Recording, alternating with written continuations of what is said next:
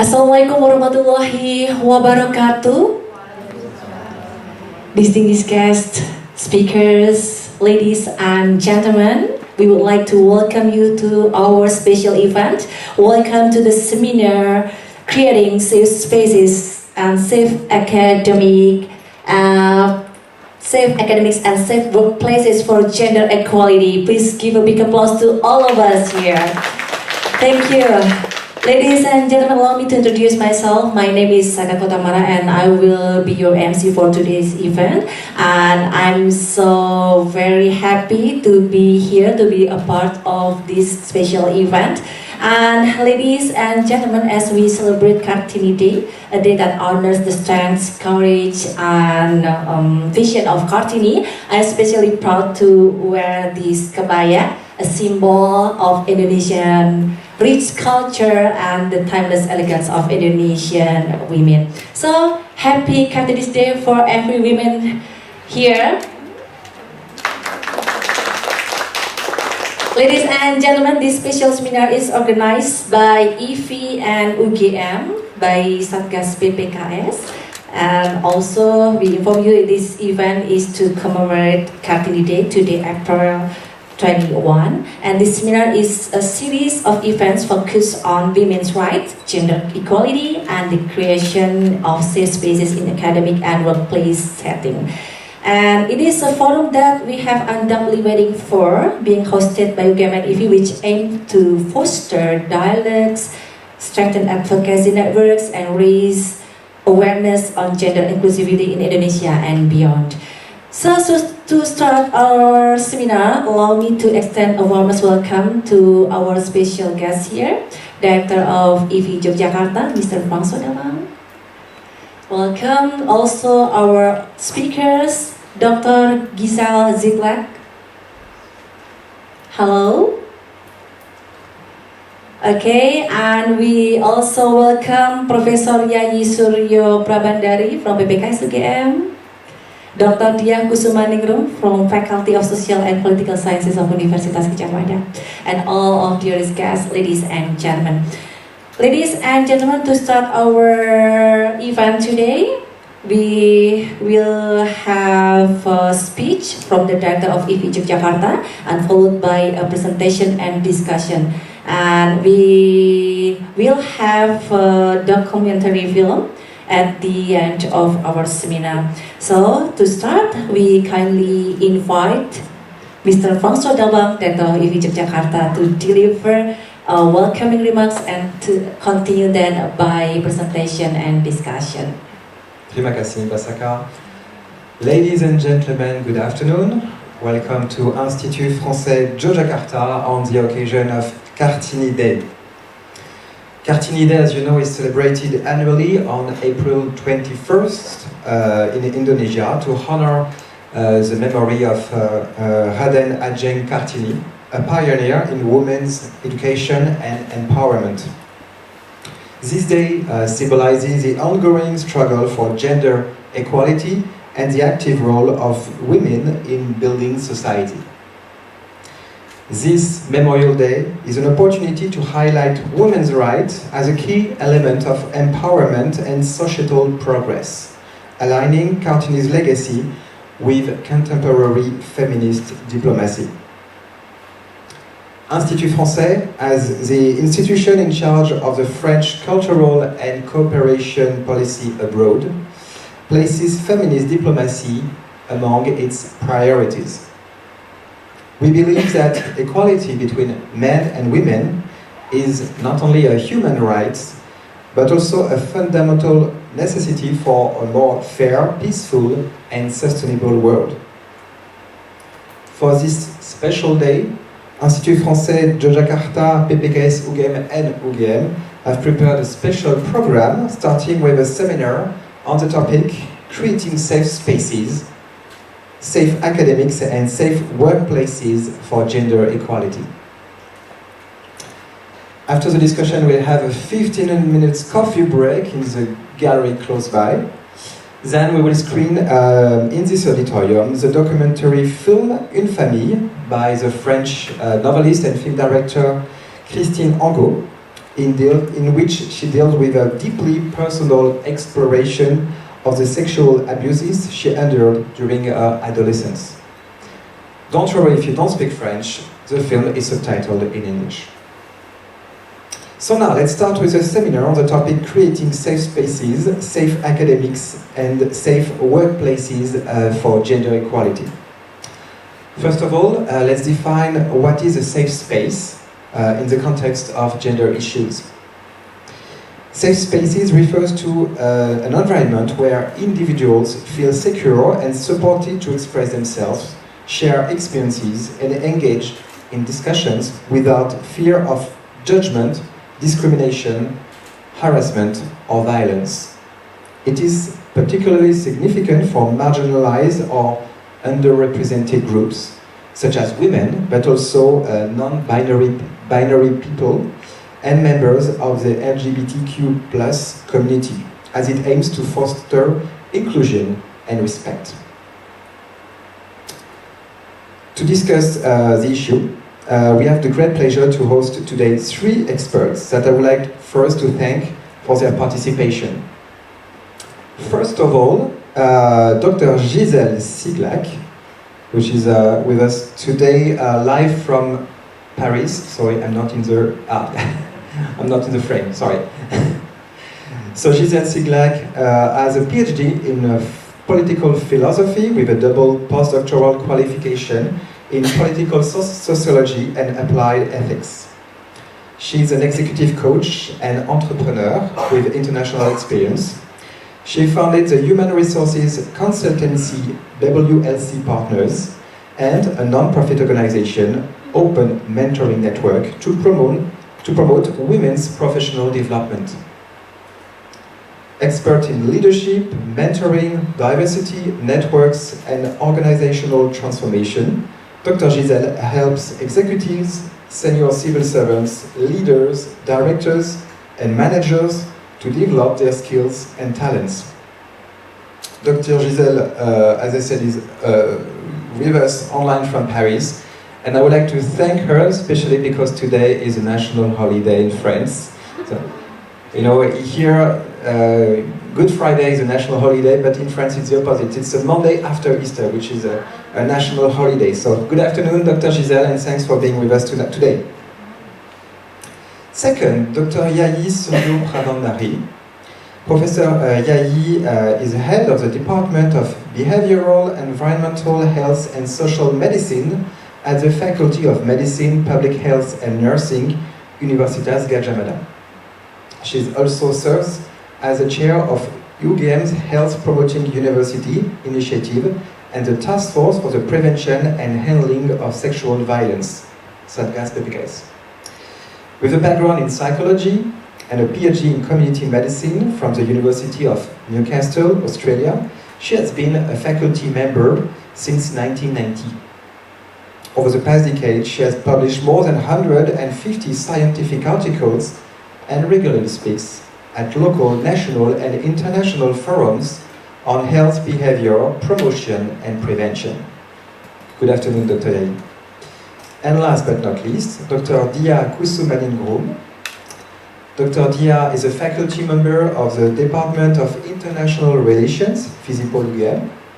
Her classes include gender and politics, nonviolent resistance, and ethnic conflict. She serves as a team leader in FISIPOL GEDSE for gender equality, disability, and social inclusion, mapping in a number of provinces across Indonesia. She's currently working with the Global Campus Network for Violence Prevention to institutionalize participatory gender audit at UGM and in 4 other universities in Indonesia. Good afternoon, Dr. Diah. So the format for today's seminar will begin with presentations by our experts. This will be followed by a Q&A session with the audience. So if you have any question about the presentation, you will be able to ask the experts during this Q&A session.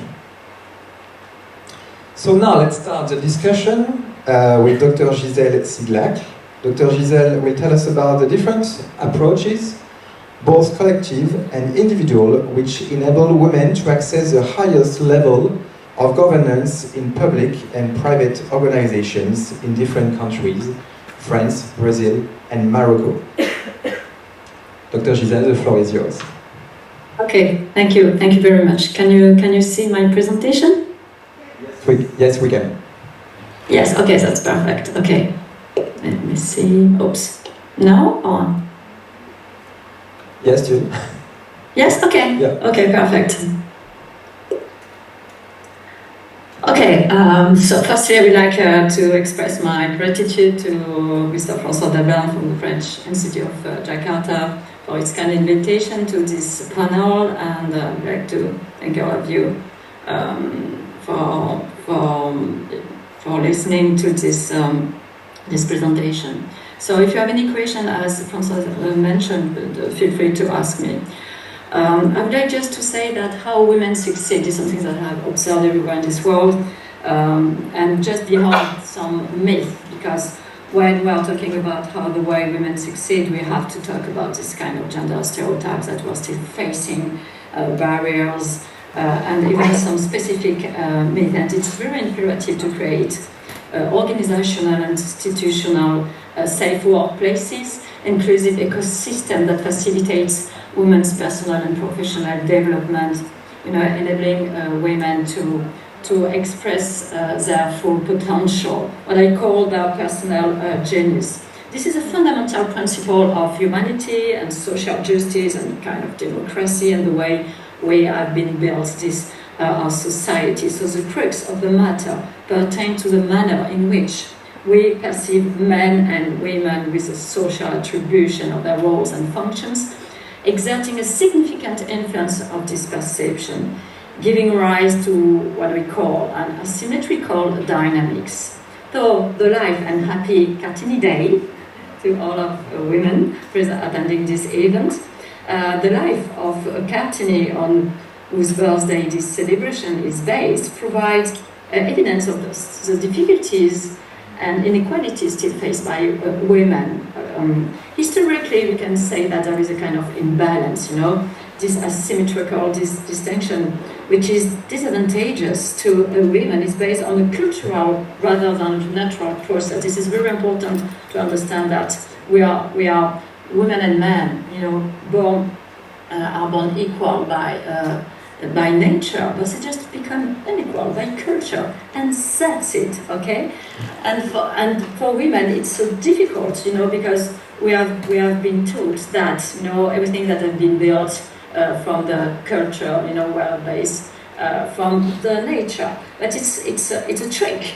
It's a trick and it's a trap, okay? And everything that emerged from this society has been built by the society, and the society mainly represented by men. So women, we are always missing female role models because of a specific anthropological, historical perspective that give a broader leeway to the men. So we tend to represent in this society, men tend to represent the invisibility, universality of the norm, because they have been over centuries in a position of creating and building systems and organizations by themselves.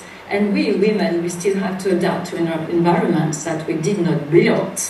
And that's the reason why we are missing female role models, because we were not, as women, and we were not the architects of this world, and it requires a big and constant effort to understand how to navigate this environment. And if there are few women in ranked positions within public and private sectors and institutions and organizations, this is for historical reason and for question of competition. Men are used to share power with other men, and women, they are still perceived as subversive, because they are disturbing the male rules of power and competition.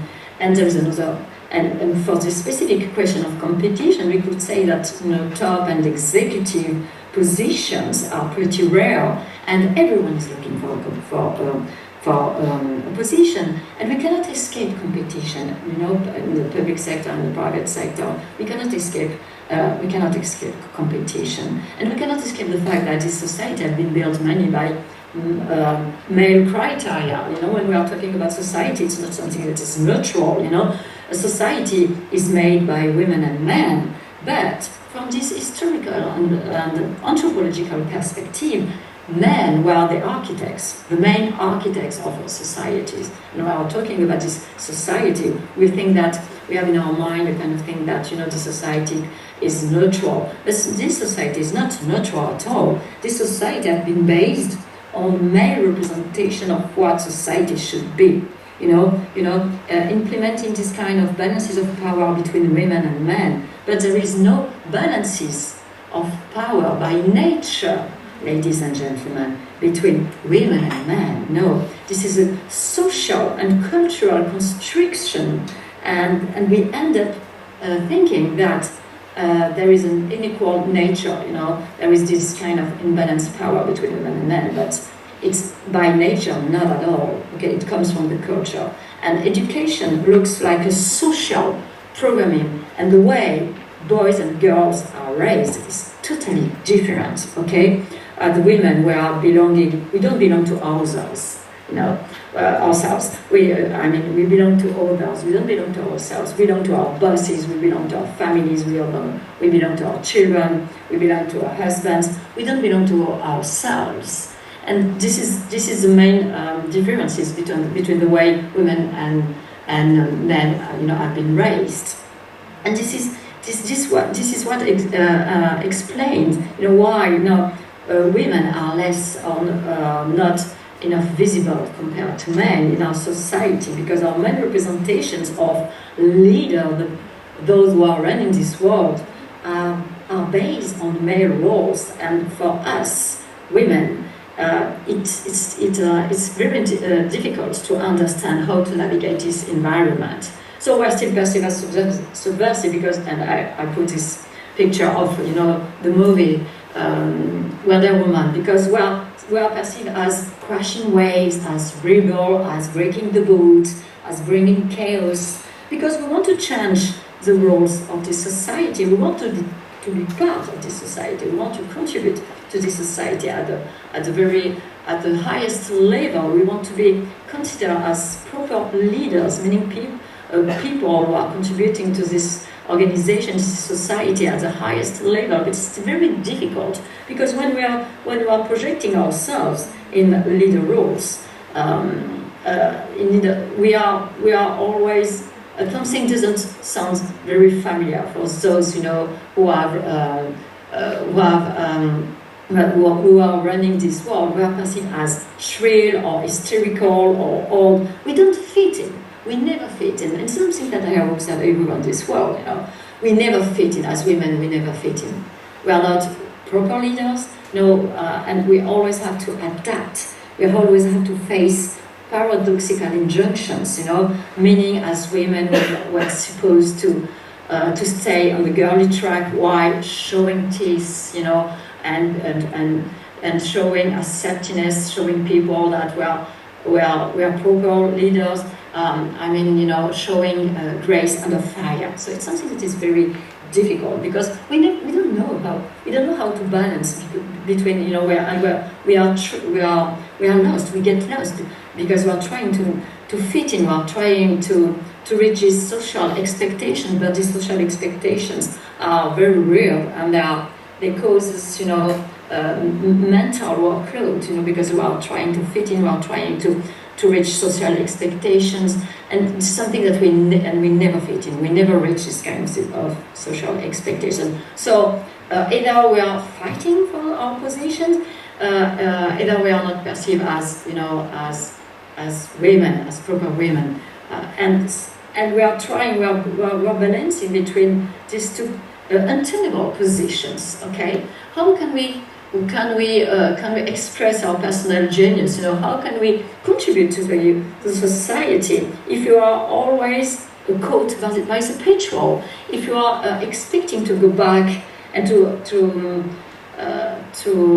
conform to the social roles, It's something that is impossible, and we end up, perceive this society as something that is always unequal, and as a place is not a safe place for women, because our main representation of leadership roles, have been created by the boys' club, this specific group that can take advantage of it. And for centuries, women who have been put on the sidelines, on the margins, okay? And for centuries, women have been kept on this sideline. And from these ages, of the world, we have, as women, developed, a different sense of observation, to adapt and to survive. And if, as I said, if women are equal to men by nature, they just become unequal by the culture, and women's visible, and women are not visible enough. And we want to share the cake. We want to become players. We want to become architects, and we want to share to modify the recipe of the cake.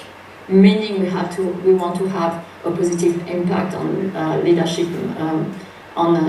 leadership criteria definition. This is very important. It's the only way we can contribute to this our society. But we have to fight. We have to fight against discrimination, sexism, all these unconscious bias that we have internalized over our lives, and it requires a big and constant effort, because the way these gender stereotypes have been built, it's something that we cannot.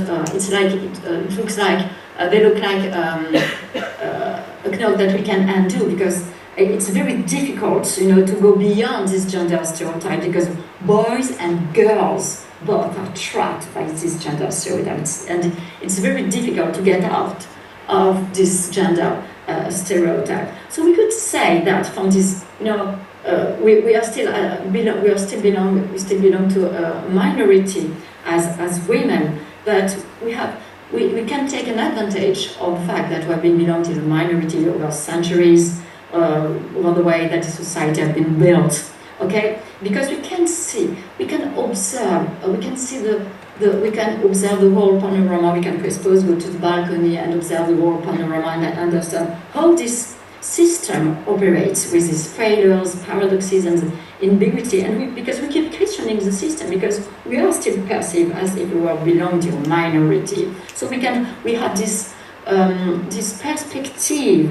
We can bring something specific and something very different to this system, because we have this experience of this system from outside, because we're still perceived as if we are belonging to a minority. Okay, and we have to adapt to this environment that we did not build, and it requires a big and constant effort. But this situation is unfair. It's totally unfair. Okay, and for that we need to shake the system. We need to bring about positive changes. Because we need to be perceived as proper contributors, architects, as women, and to go beyond these gender stereotypes, to go beyond the system, to bring about positive changes to this system. But there is something that we have to take into account. That's the reason why it's very important to implement quotas, ladies and gentlemen, because of the sociological threshold of 20%. If you really want to influence a group, you need to reach at least a 20% representation. This is a minimum that you need to reach. Whether the underrepresented group is made of women or men or any other minorities, we don't mind. But if you are still perceived as a minority, and if you are under 20%, you cannot have a huge influence on the major group. This is impossible. This is impossible, and you are going to suffer from, I call, the zooming effect. Everything you are going to say will be perceived through this specific loop of the minority. And it's so difficult to influence the major group, okay? So this is something that you cannot that cannot avoid this sociological threshold of 20%. And for that, this is a minimum critical mass that should be reached, and to accelerate it, organizations and public policies, organizations are trying to reach a rate of most of the time 40, 60 gender representation to bridge this gender gap.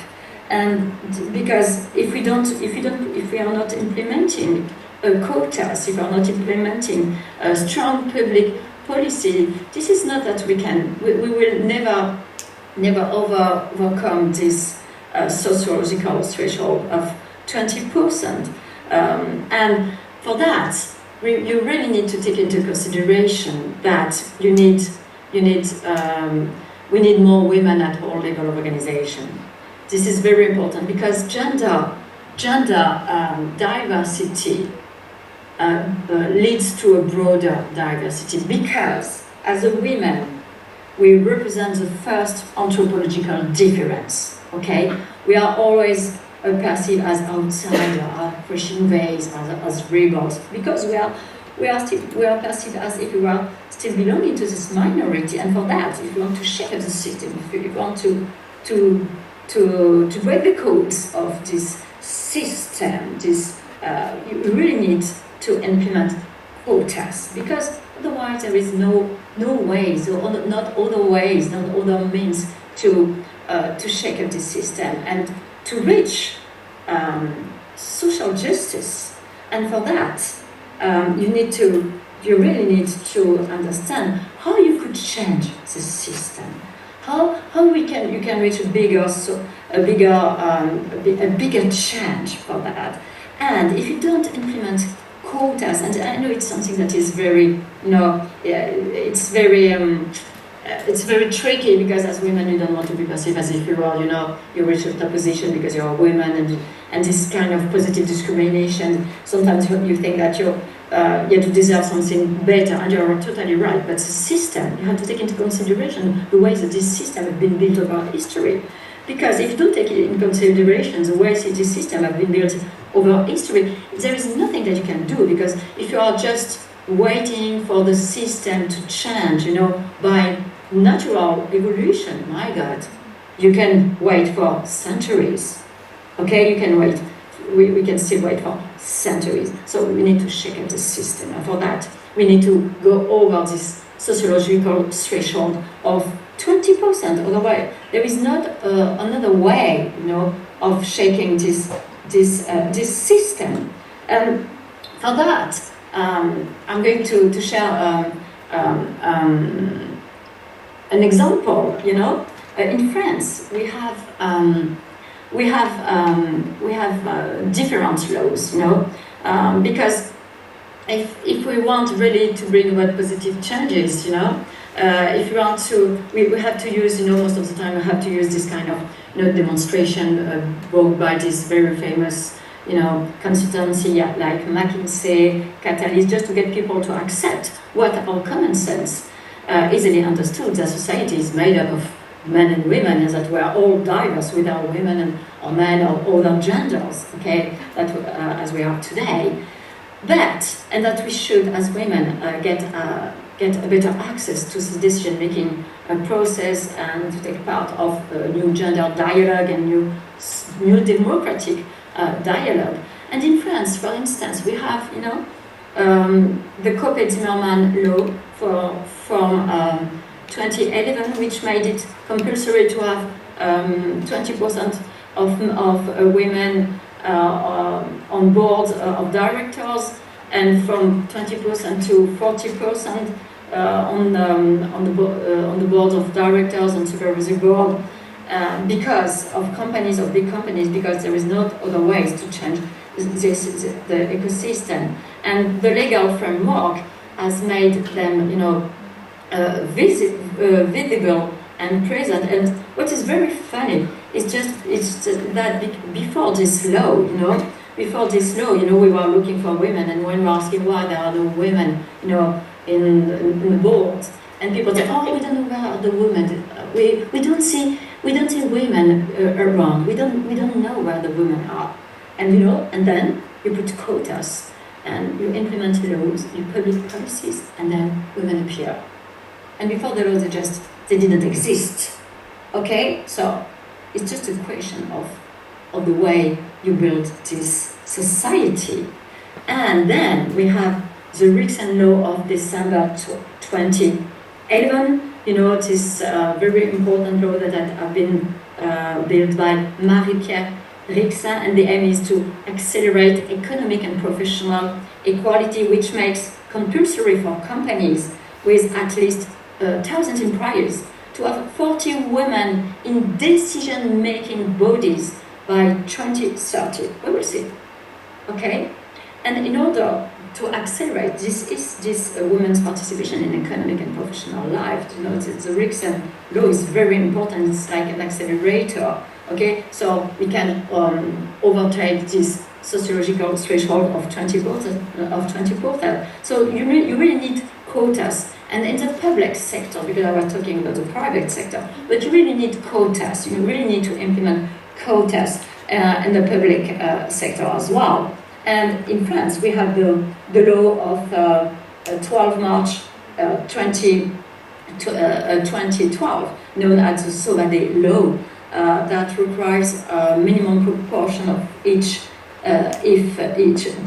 gender among persons appointed the first time to the most important managerial and executive positions. And it works.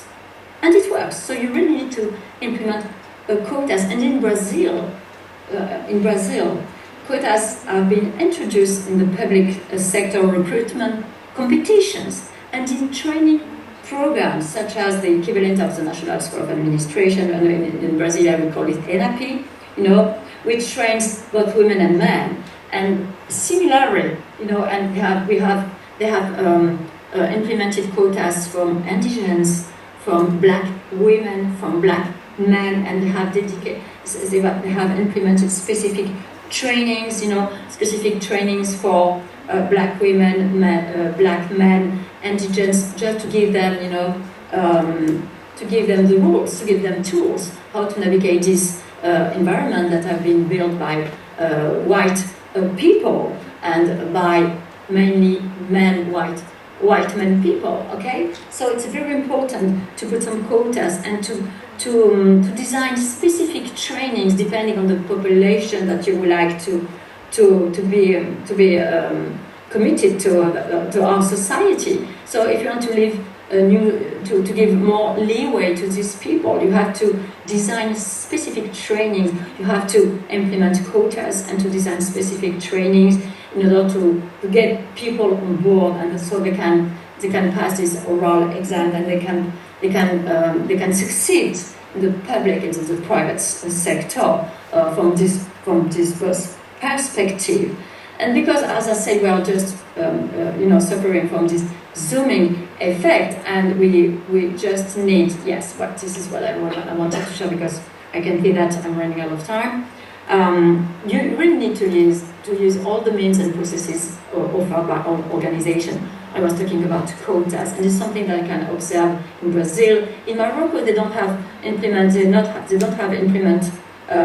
quotas yet, but they are trying. There is an awareness. They are fostering an awareness of gender inequalities, of unconscious bias, and on the fact that, you know, religious, you know, books has brought over centuries some, you know, difficulties because the way women are perceived in their social roles, and it's very difficult for women to, you know, to overcome this, you know, religious role, you know, that are assigned women, you know, in the houses, and that results in the fact that as women, Moroccan women and Brazilian women, we could say urban women, but not that much, are suffering from less social amplitude, okay, in the way they are still trying to organize professional and personal their personal lives. It's still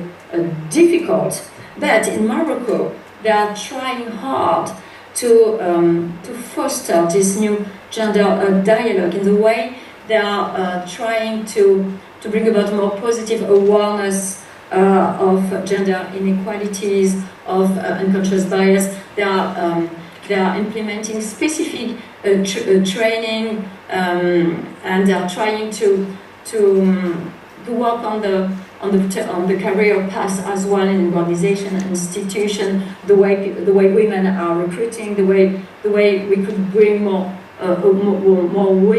women to public and private organization, and we could say that they have in the public and especially institution like the Minister of Economy or the National Treasurer. They are trying to train women. They have not trained men yet, but they are trying to organize events like today, in order to accelerate and to elevate this awareness of what gender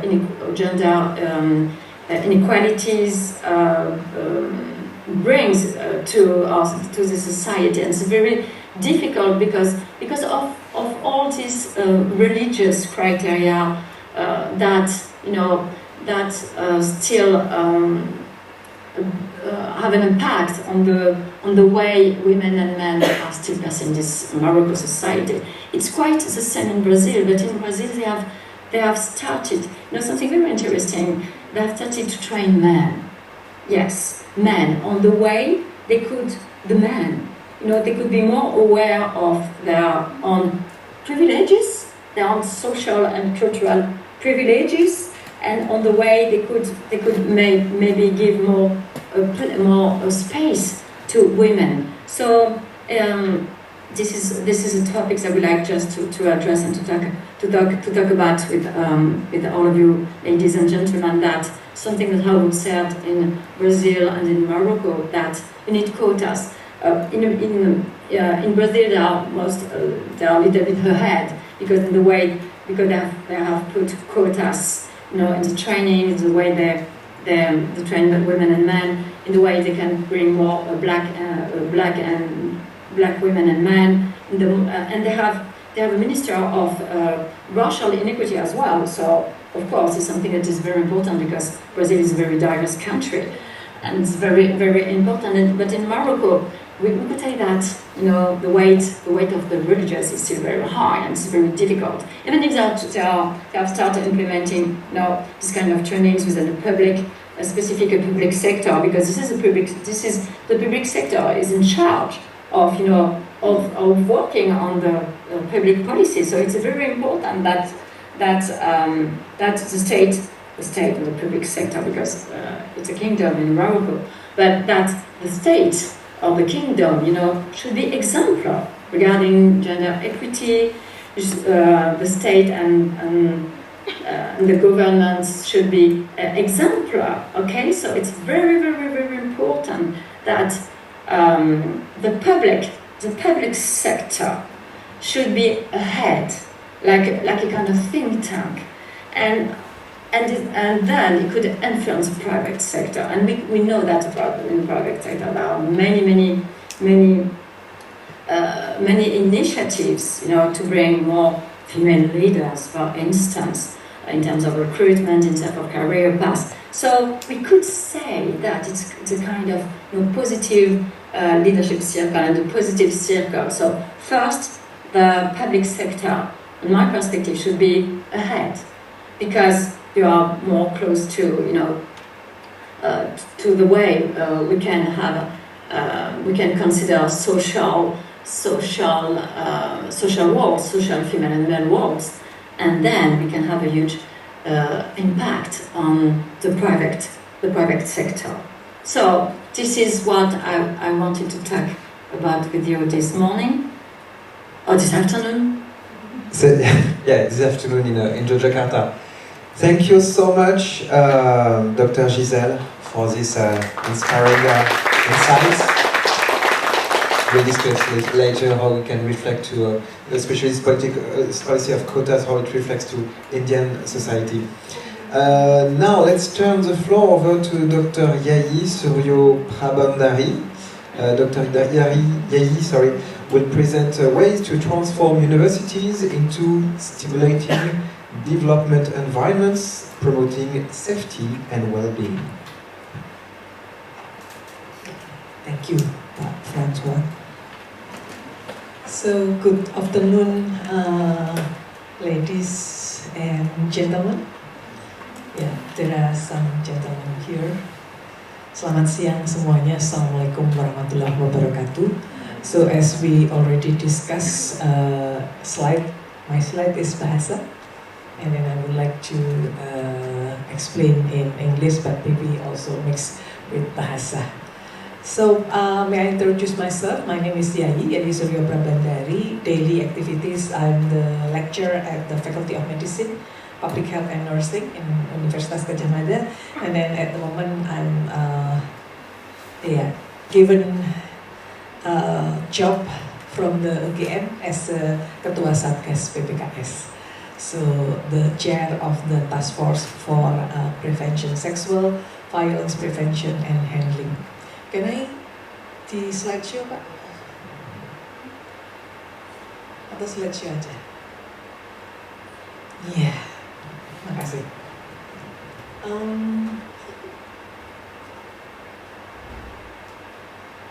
Iya.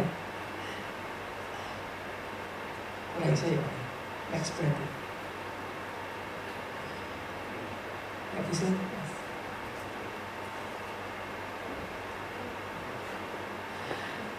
Yeah, so this is my outline. The first is I will explain about HPU, Health Promoting University, that actually is established before the Satgas PPKS.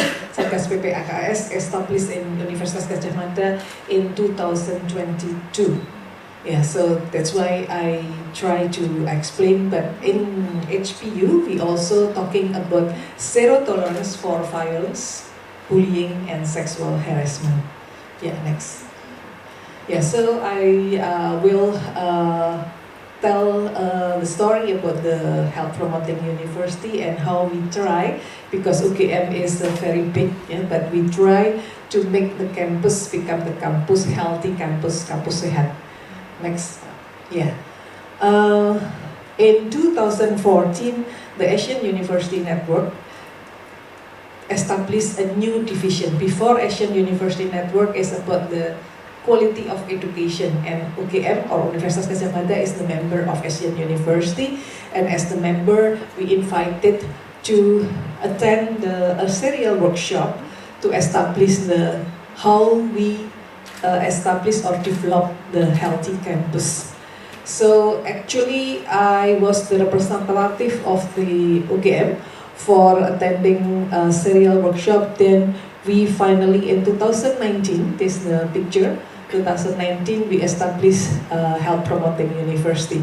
So Health Promoting University is an approach to create a learning environment and organizational culture that enhance the health, well-being and sustainability of its community and enables people to achieve their full potential. So campus is for studying for the students, but it is working area or working setting for the lecturers and administration staff and other staff. So we need make the campus as the second home, and then the second home should become a healthy campus. Healthy means healthy the whole things, yeah? Not only physical healthiness, but also mentally and also socially. So what Pak Dabin already explained about the safe place. So this also I think is integrated in the Health Promoting University. Yeah, lanjut.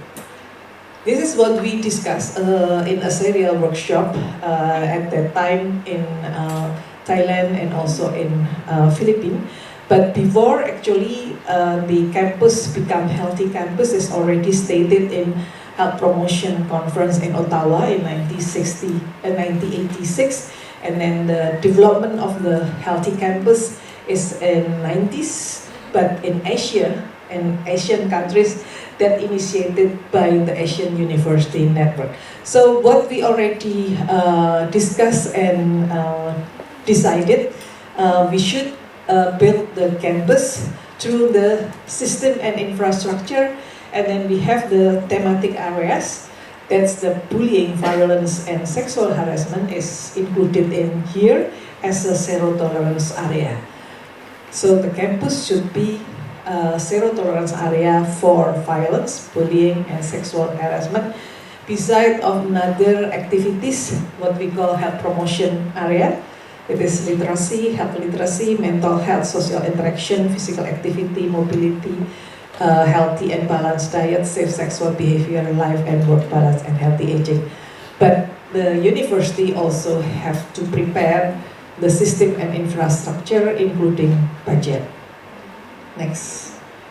Yeah, and then based on the what we call the Asian University Health Promotion Network template, Universitas Gadjah Mada choose 8 activities: physical activity, and then good diet or healthy nutrition, and then mental health, and then health literacy, and then zero tolerance. We have zero tolerance for bullying, violence, and harassment, as well as zero tolerance for tobacco, alcohol, and drug, and also the green and safe environment.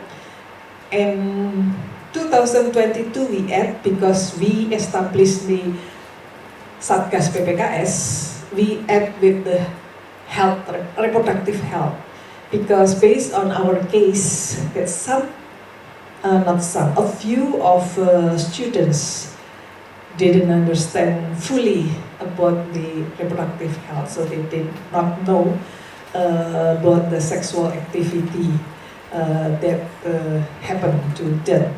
And then this health promoting university or health promotion, it should be included in the 3 Dharma: teaching, learning, research, and community service. And actually, according to GERMAS, Gerakan Masyarakat Hidup Sehat, the red one is already also linear, yeah, so it is similar with what we have to increasing or developing the healthy lifestyle, because nowadays the non-communicable diseases is also getting increased and younger, the start for getting the disease, for example hypertension and diabetic. According to Gadjah Mada Medical Center, our students has already suffered from hypertension, diabetic. Yeah, lanjut, yes. So this is our activities in the area of zero tolerance for violence, bullying, and sexual harassment. Faculty of Medicine, Public Health, and Nursing also develop what we call Panduan Pendidikan Klinik Bermartabat, because in Faculty of Medicine there's a history of the hierarchical, and then bullying is happened there beside of the harassment. So we have those to following the zero tolerance of violence, bullying, and sexual harassment. But in 2022 we also did an then serial with 2023 and 24. We have a workshop of toxic relationship, anti-toxic relationship workshop. That also the participants coming from the students. We also train the lecture and administration staff for the sexual violence and how to prevent it, including the gender, and then the how to dealing with the media for 2 days training. This already held in 2023 and 24. And then in 24, the rector also invited me as the Ketua Satgas, chair of the PPKS, to speak in the front of the Dean meeting, because for the socializing the HPU as well as the PPKS. Yeah, so another activities are the other activities that in the umbrella of HPU. Yeah, we have a mental health campaign, and then physical activity, healthy eating, and other things. Yeah. Oh yeah. In the activities for lanjut aja Mas.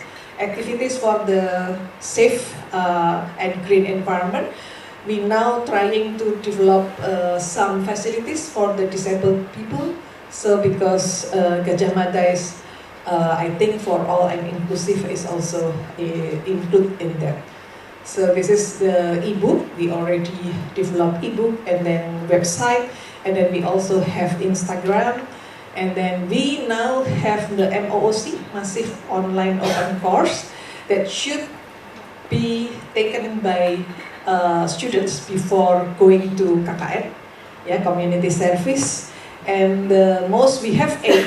That 8 is also including the reproductive health and also the sexual violence, how to prevent it and what is sexual violence is also in the MOOC. We have 8, and then the student, the compulsory is 2 MOOC. And the most taken by the students last year is mental health and reproductive health, as well as the sexual violence. So we hope that the student also already exposed to the how to or the understand the sexual violence and how to prevent it. Yeah, lanjut. So this is the example 3 of 8 MOOC. That have 2 credits if the students take it.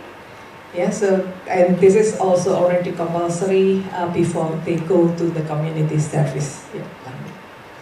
Yeah. So the next is I would like to explain about how Satuan Tugas Pencegahan and Penanganan Kekerasan Seksual in the effort to give a safe place, safety place or safe place in our campus. Yeah. The regulation and the policy of the sexual violence, bullying, and intolerance in UGM actually already started in 2004, but this goes to the lectures because ada kode etik dosen is including not only sexual violence in here, but also affair, perselingkuhan ada di situ. Yeah. And then in Peraturan Rektor UGM 2013, we already stated about asusila, but it is still very general. It's not too detailed. Then there is a revision in 2014, and then in 2016, Keputusan Rektor UGM is already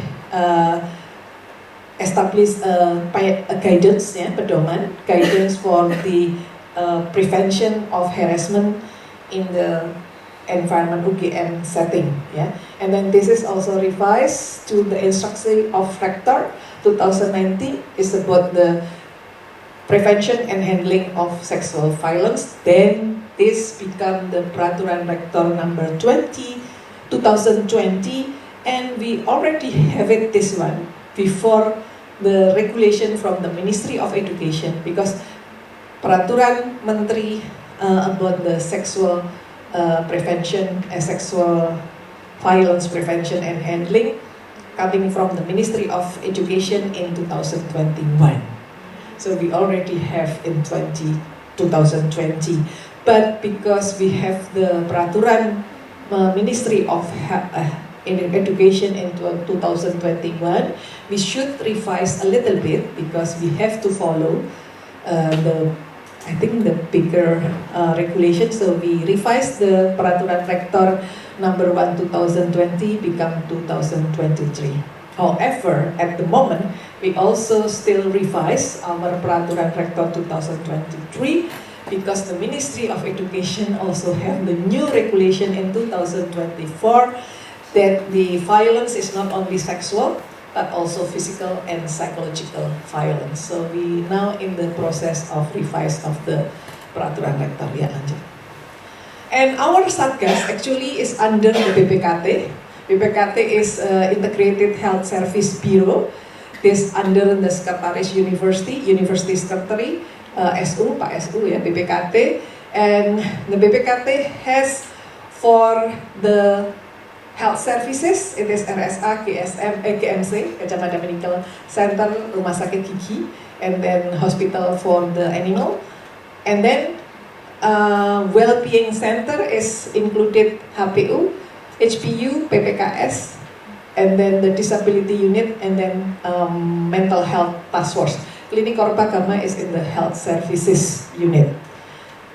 And then in PPKS we have the chair, and then we have co-chair, and at the moment we have 4 lecturers that including in PPKS. Now is the chair is me, and then Prof. Fitri here.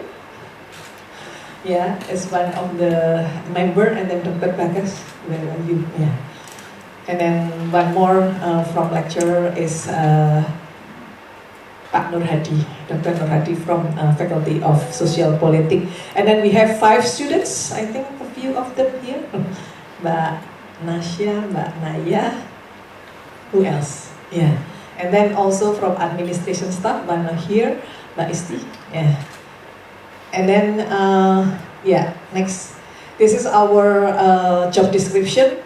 So the Satuan Tugas PPKS, we have tasks for education and prevention, and then handling, and then monitoring and evaluation. We have also authority to invite and then to do assessment for the victim, for the perpetrator, and then we also have authority to ask assisted from the rector and vice rector, and then also consult to another institution as well as another university, because our case is sometimes is not only coming from our students but also from other students from other university. Yeah. Yeah, this is the definition of the kekerasan seksual or sexual violence based on the Peraturan Rektor, the Rector Regulation number 1 2023 that we follow the Peraturan Menteri 2021.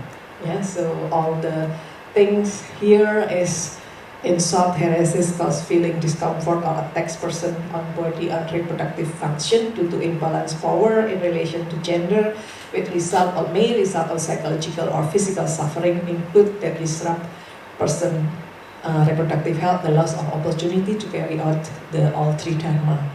Yeah, and then there are 21 kind of kekerasan seksual that we can divided into 4: verbal, and then physically, and then non-physically, and then that we call BGO, ya, kekerasan berbasis gender online.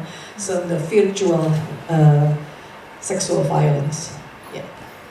And this is the cases that reported to UGM that consisted that when we try to divide it is to the relation to the kind of or types of the sexual violence is unwanted touching, and then the sexual activity that without consent, and then we also mengintip itu apa bahasa Inggris?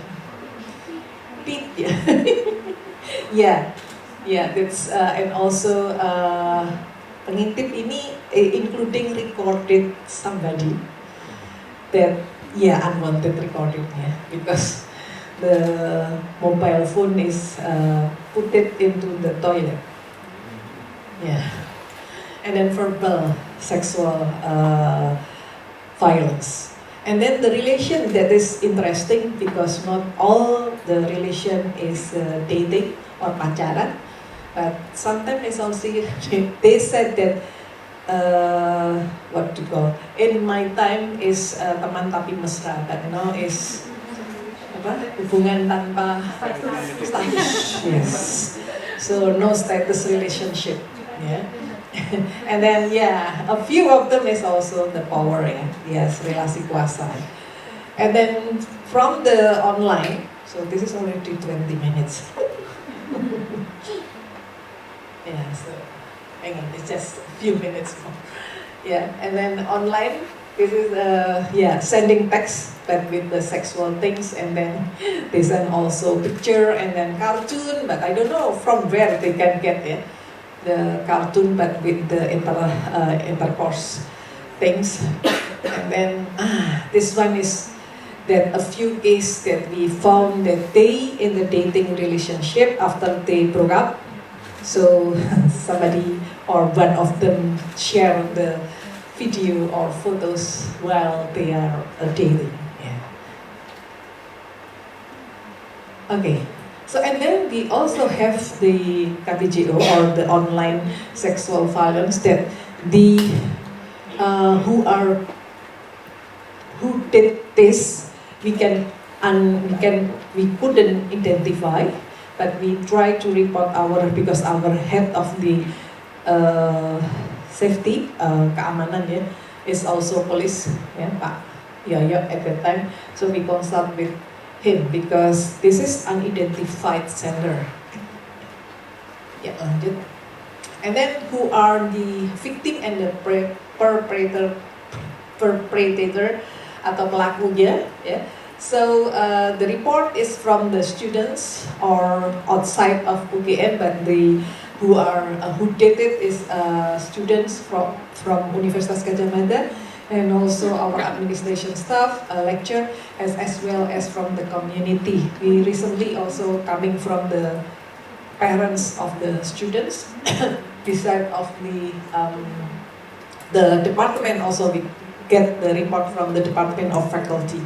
And then who is the perpetrator is the UGM students and also from other university, and then lecture, and then administration staff, as well as from the community.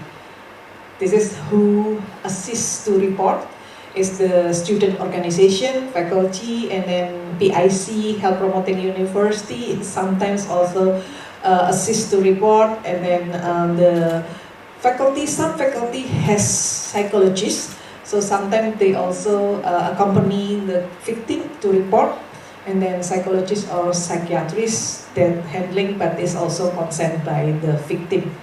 And the majority of the reporter were women, yeah, but it's also there is a few that reporter coming from the male.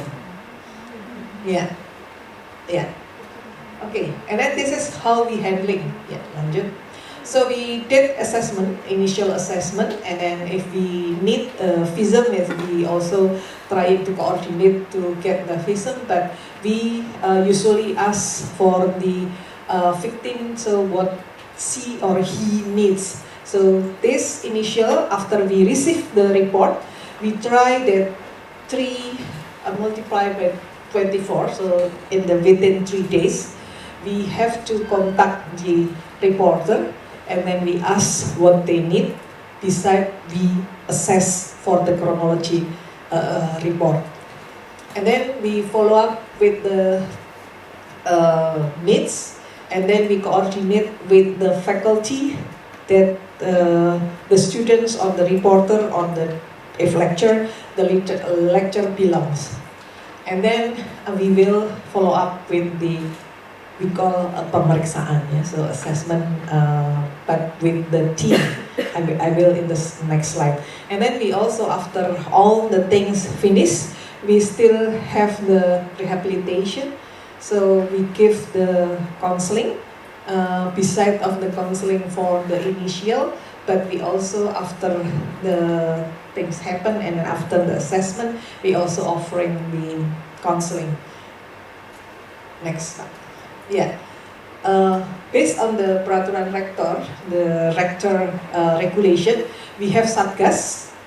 That this is the job is for the prevention and handling, but we also have what we call team PPKS. Team PPKS consisted of the lecturers that already be trained by the university and then become the members of the team pemeriksa. Yeah. This is for the support for the handling and also prevention. And then we will have the special team, what we call Komite Tim Pemeriksa, Investigation Committee, that we have the, what do you call it, Surat Keterangan SK from the rector. Yeah? So we actually, the assignment is directly from the rector. Yeah. So this is the flow. We got the report, and then we will assess the needs, and then we will give the initial things that the victim needs, about the counseling, or maybe she or he needs a rumah aman safe house. So we will facilitate, and then we also handling with the safety, and then after we coordinate with faculty, we will establish the komite etik or komite pemeriksa. Ya, lanjut. Our internal assessment is most focused on dialogue, and then the humanity, and then we hope that this not very strict, yes, and then conducive room, and then also the time that also enough and sufficient, and then we also documented that we try to protect the confidentiality. And then our handling is screening awal, this is assessment, and then coordinating with the faculty or the unit that related to the victim or who are reported, and then we plan to the pemeriksaan, ya, assessment, and then after we have the meeting, usually one case is 5 meetings at least, sometimes more. So after that, we coordinating and then to give recommendation to the university. And then the university will issue the SK. Yeah. So the SK is not, the sanction or the punishment is not coming from us, but coming from the university based on our recommendation. Yeah. Yeah. So this is what resources that we have, that we try to give facility rumah aman. Yeah. Where is it? And this is rumah aman. Yeah. So the confidentiality should be still we keep the confidentiality. And then pusat keamanan keselamatan. So sometimes when we are trying to mobile from the kos-kosan, from the house of the victim to the rumah aman, so we need keamanan. Yeah. And then Gadjah Mada Medical Center, that we have a psychologist and also the doctor, but FISIPOL is in rumah sakit akademik, ya, academic hospital. And if they need not only psychologists but psychiatrists, it's also in rumah sakit akademis. Ya.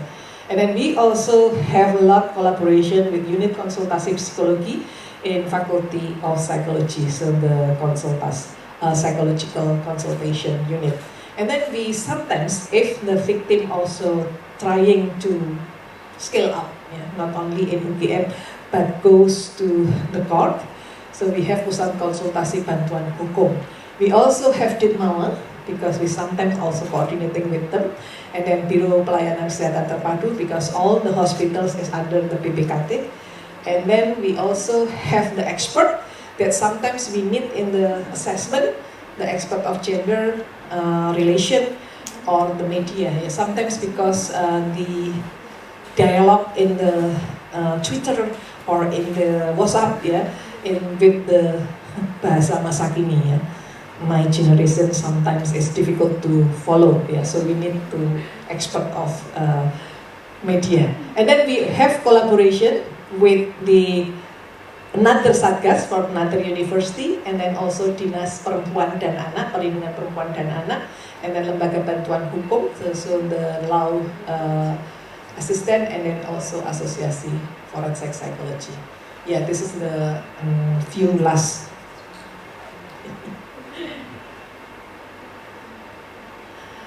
Yeah, so in the prevention we already done, yeah, even though I think, yeah, thank you.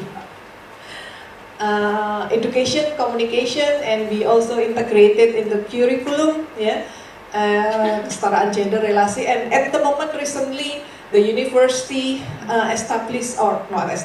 developed a book we call Relasi Sehat, Healthy Relation, almost launched by director if not this month, next month.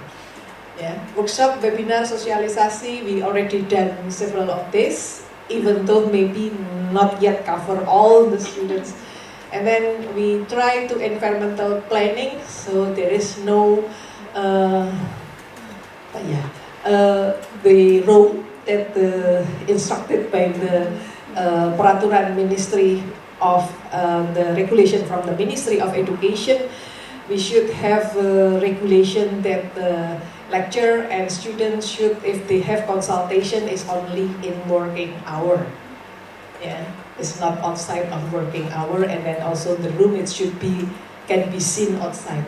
Yeah, so yeah, and then this what we try also do it. Yeah, multi-level prevention, literacy. So literacy about the sexual violence in the masyarakat kampus. We already trying to reach not only students but also lecturer and also administration staff, and then as well as PPKL, ya, jadi keamanan, and then education.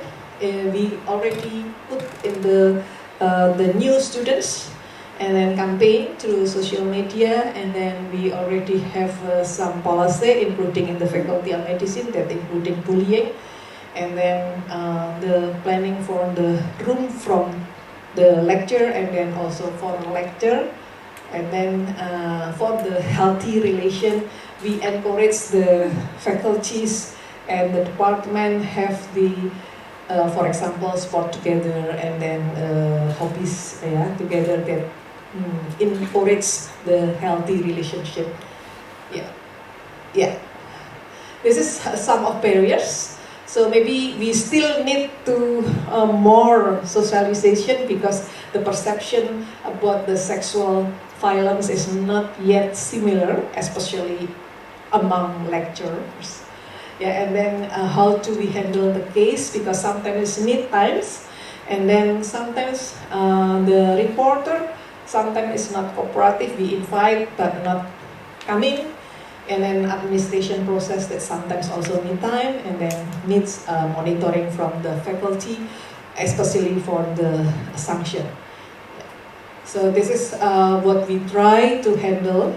Yeah, we try to scale up the communication, and then we already have MOOC, and then at the moment we in the process of also revise the MOOC to make for the new students. Yeah, the new students should join this MOOC, and then roadshow we already done in several faculties. We trying to reach, but sometimes not all the lecturers.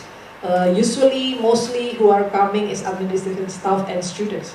And then this already done. We already see and then have meeting with the dean and vice dean. Yeah.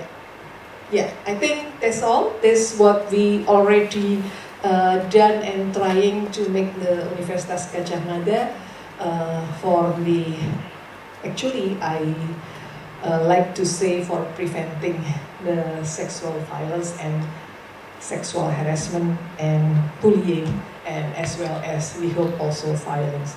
So thank you very much. Wassalamualaikum warahmatullahi wabarakatuh.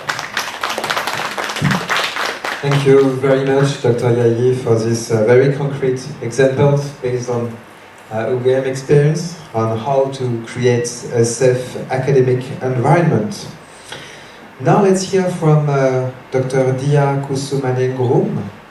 Dr. Diah will speak about community-based approaches and highlight the importance of moving from gender equality to gender justice. Thank you so much for the kind introduction, François. Let me set up my timer.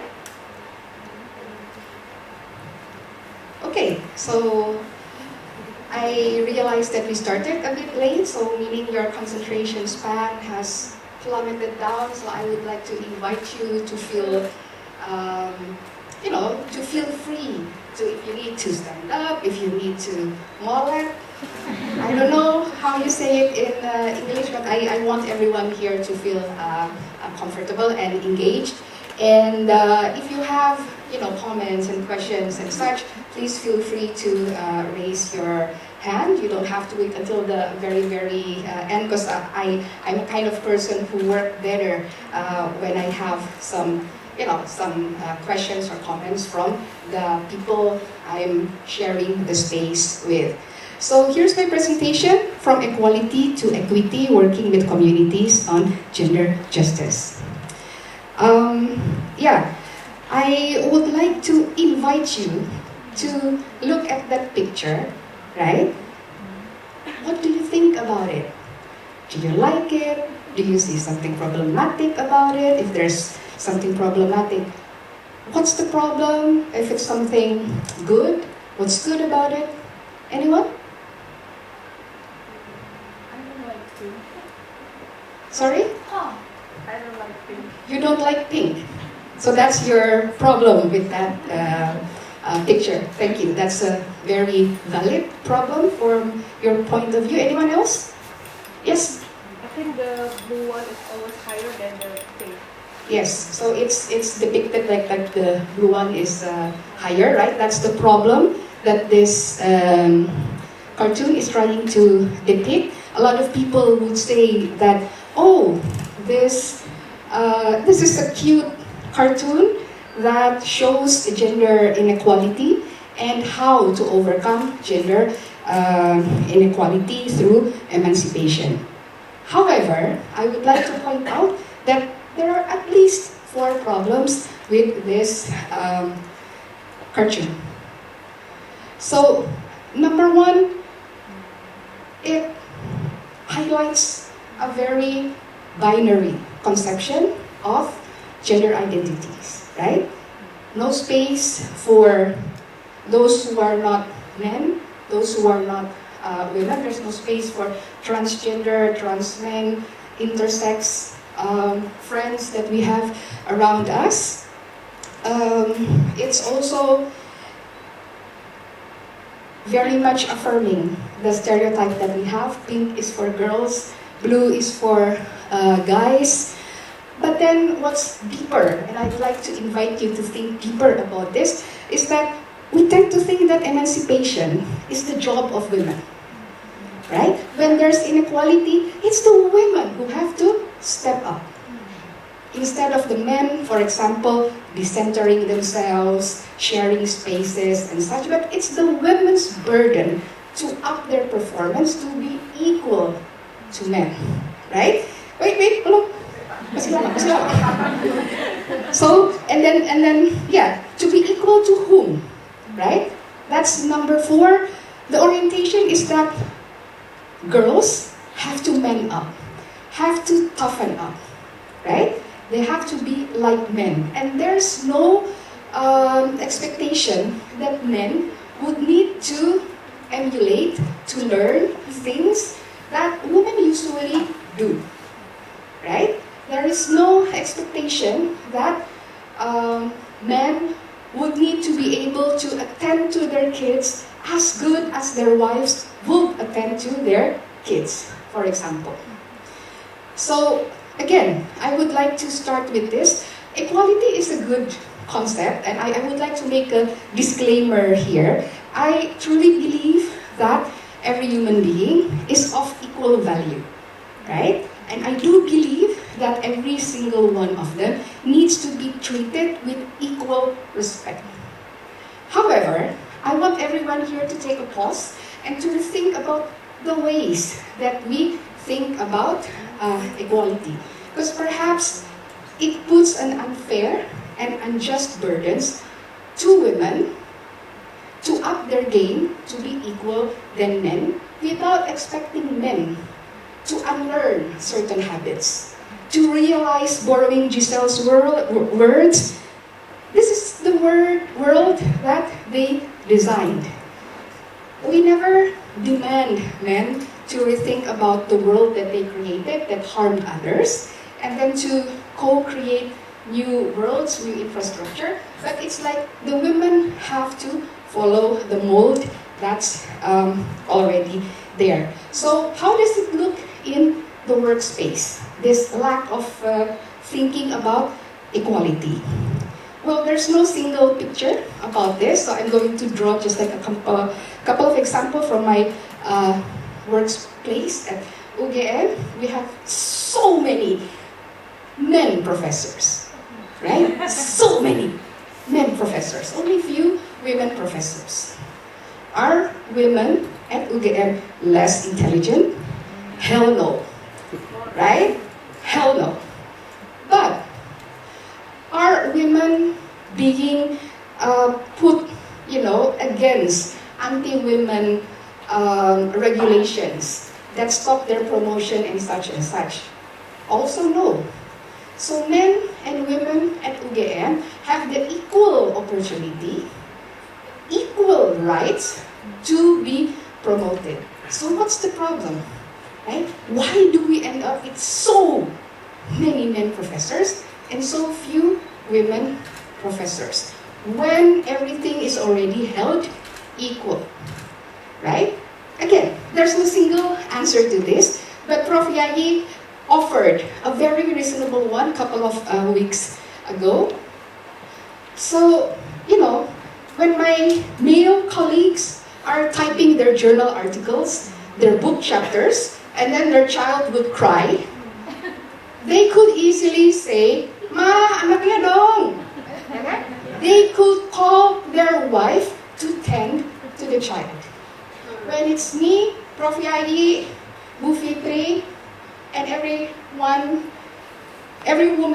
in UGM, especially those who are married with children, when we type something, we just start typing something, just getting into the mood of writing. You know how difficult writing is, right? And once you get into the mood, you don't want the flow to be disturbed. And then our child is like, right? We do not have the privilege of ignoring that, right? Now, with a very narrow lens of equality, then the recipe is that me, Bu Fitri, Bu Yayi, every time our child cry, we have to do like what the men do, delegate. That's what men do to be successful in the workplace. They delegate domestic chores. Of course, not everyone, but most people, at least in Indonesia, do so, right? They delegate. Now, if we're talking about equality, you're demanding that me, Bu Fitri, and Bu Yayi, every time our kid needs our help, we're going to delegate it to someone. Who? Who do we delegate it to? Right? So, I have to make a full disclosure here. I'm only able to stand here in front of you and to deliver my afternoon classes because my mother picks up my son from school for free. Gaji dosen nggak kuat buat antar jemput tiap hari kan, atau bongkar tiap hari. Nggak cukup. I depend on the labor of love. Unpaid, underpaid, and undervalued work. I don't know how to translate labor of love in bahasa Indonesia. Help me find a word for that. But I think the sentiment is like makan tuh cinta. Ya kan? Bukan bucin, makan tuh cinta. Kalau cinta sama suami, ya cuci piring, jangan sampai suaminya repot cuci piring and such. Kan makan tuh cinta. Gitu kan? I don't know what the Indonesian equivalent would be. So again, if we talk about equality in a very, very narrow sense, we would have to succeed on the expense of others. Who are these others? Sometimes it's family members. Sometimes it's other women who are not paid as high as our salary. Right? Sometimes it's women of lower economic class. Sometimes it's women of color in Western societies. For example, this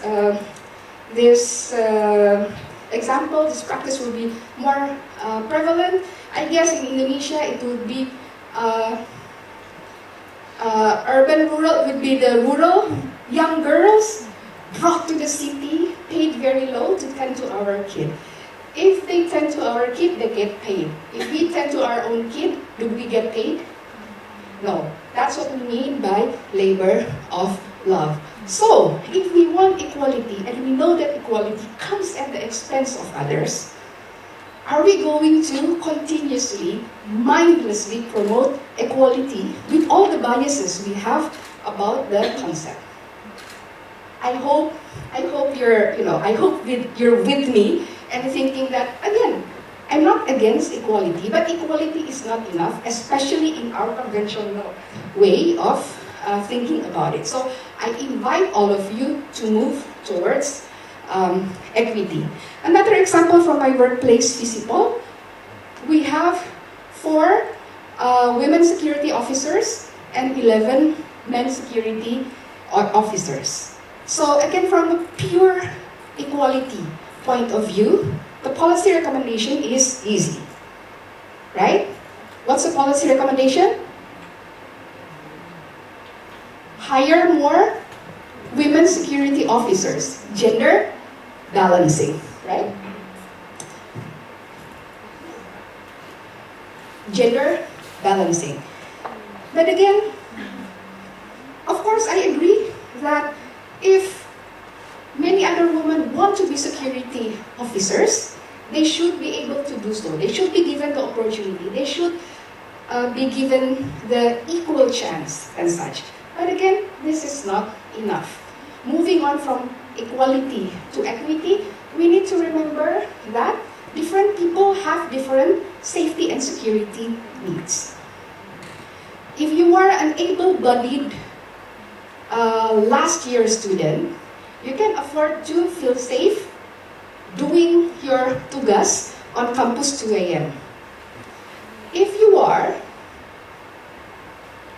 a young first semester girl student with disability, for example, you cannot hear, or for example, you you use wheelchairs and such, would you have the same level of security? You don't. If you are somebody from Jogja and you are somebody from Papua, where, in Jogja there's up and down some anti-Papua sentiments. It's always difficult for our Papuan friends, for example, to look for a kos-kosan, right? Because of all the stigmas and such. So again, I would like to invite organizations to go beyond gender balancing and move towards gendering differently, because different body will have different security needs. So let's think together about the different hurdles that different people on our campus have, and then work according to that, instead of just adding the number of women in the security force. So I guess from here I'd like to jump to some of the works I do with the community. I've had the huge privilege of working with, let's say, sorry, one more. Before moving to the community work, again, we talk about different people have different security concerns on campuses, and I have to correct myself here that, I don't know, throughout the 10 minutes of my presentation, I have talked about gender more from a binary standpoint, if you noticed at all, and like more implicitly, it has like a heteronormative tone, right? Like, how do we make women feel as safe as men? But what about our trans men, trans women, intersex student staff, and such? How do we think about safe spaces for them? And at universities, we cannot just change the curriculum, preach about inclusion, we have to model it. So one of the things is, how many minutes do I still have? Okay. So, where was I? So yeah, one of the things that, so we often bring our trans women friends, also trans men friends, to FISIPOL. I'm lucky to work at FISIPOL, where the environment is more open to our LGBTQI friends, and we invite them to be resource persons, to be speakers, to sit in classes, because some of them, especially trans women, harus putus sekolah. What's the English? Will have to cut their education short, right? Because they don't conform to that, so they don't have formal education, and that's upon like some discussions, that's the thing that they felt robbed the most from them. Okay, so they would sit in some of our classes. 2016, we had like a very, we tried to facilitate a very intimate setting where our students learn how to do their makeup from our transgender friends, meaning they have to sit in a very close proximity, having their face touched and such. Only with activities like that we can start creating safe spaces, only by modeling it to the younger generations. And mind you, this is the generation that's most likely experiencing sexual awakening. So universities need to provide safe space for them as well. So now I move to some of the community works. I've had the huge privilege of working with ex-combatant in Aceh, women from Papua, from the post-conflict communities, Muslim, Christian in Ambon, fisher ladies from Makassar also facilitated. Well, the official word is trading because it's Pemda, right? But I turn it into more a discussion and like a workshop in the villages across the 5 districts in Provinsi Diah. And I have to say I'm really humbled, working with them because they are doing gender justice. They are pushing for gender justice without the word gender justice. So I learned a lot from them.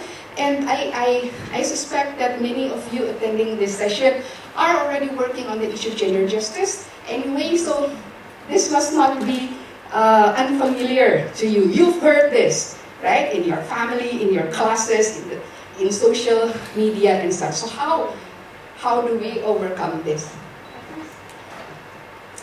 So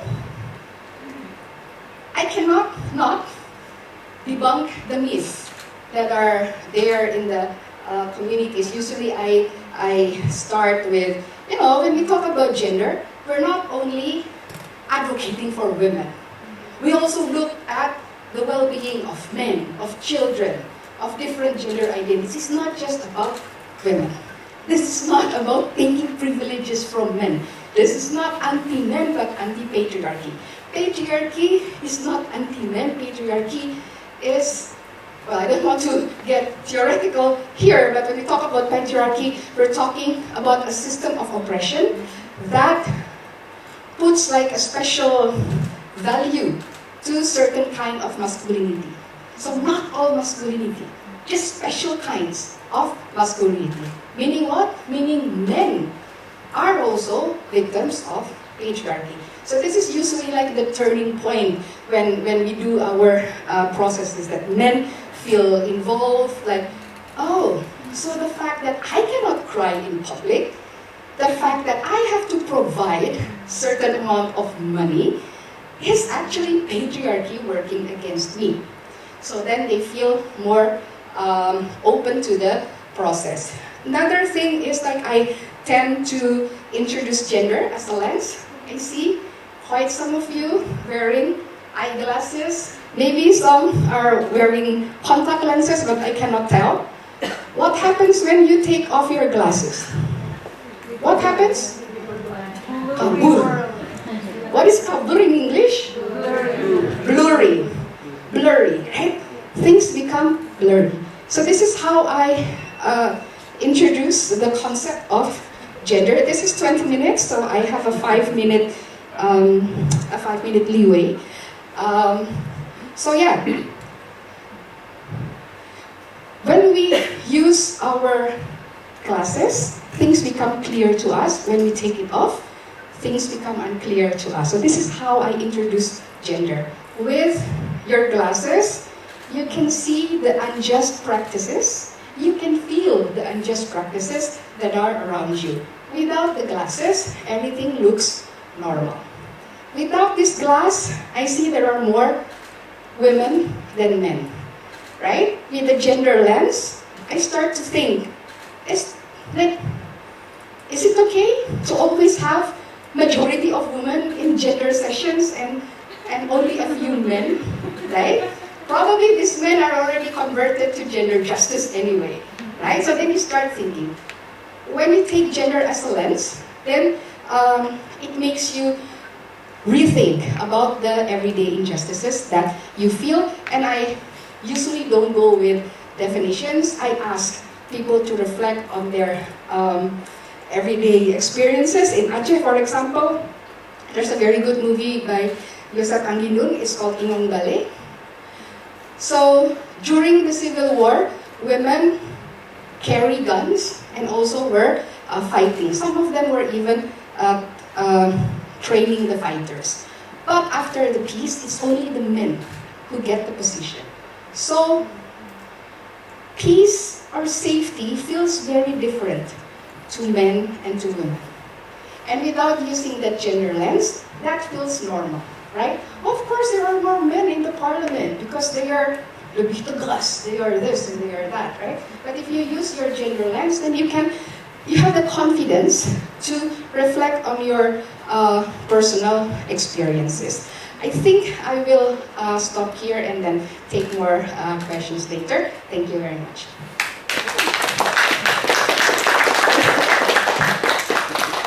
Thank you very much, Dr. Diah. So now I will invite Dr. Diah and Dr. Yayi to join me for the Q&A session. So dear students, I hope you have prepared a few questions for speakers today. So who will be the brave one asking the first question? Yeah.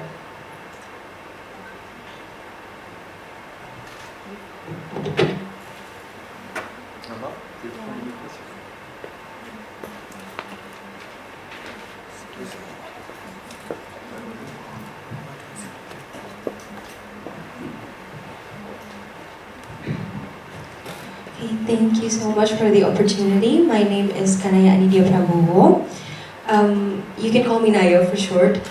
I feel like I have a question that I have been questioning for a while now, because I think the gender issue is a very important issue for me, but I have to admit that sometimes in advocating this issue, it gets hard and I think one of the main reasons is because it's very easy for us to get off track. So maybe my question is, how do we make sure that the feminism or the framework theory that we use to advocate for gender issues doesn't go off track? Because the main thing that I notice is that there's a lot of contradictions, because we can't seem to decide what we want to fight for. For example, there's a lot of branches of feminism, right? There's issue about white feminism and colonized feminism, and there's also ecological feminism, and there's essentialism and all sort of stuff.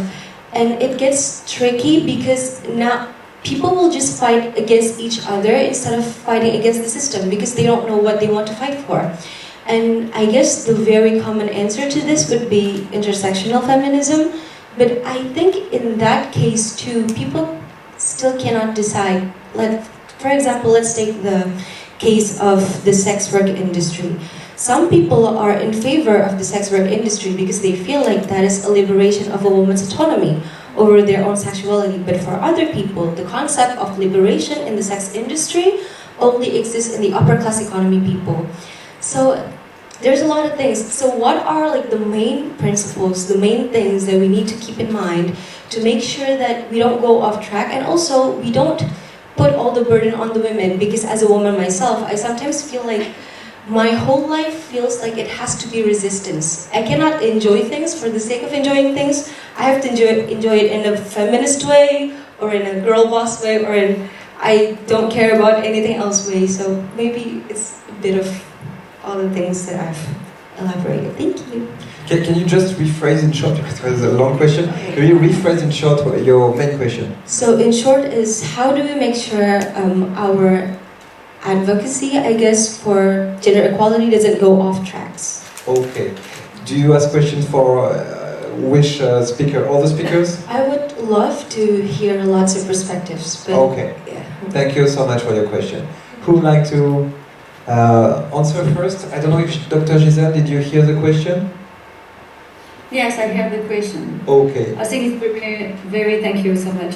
It's very important questions, because we have, in a way, we have to go beyond genders. And I really understand your point. Your point is very important because sometimes you can get tired of all this feminism and this fight, and you get lost. And the most important thing is just to consider yourself as a subject of law, you know. And I think what the last speaker, I'm sorry, I forgot your name, just said is very important, is principle of equity. I think it's more important than sometimes equality, because you will always find people who say that, you know, we are not the same, we're not equals, and blah blah blah, they are racist and this kind of thing. So I think that to go beyond, you know, all this gender structure, it's very important just to perceive ourselves as a subject of law, and to be able to foster and to build a positive pedagogy over this gender structure, and just to cultivate.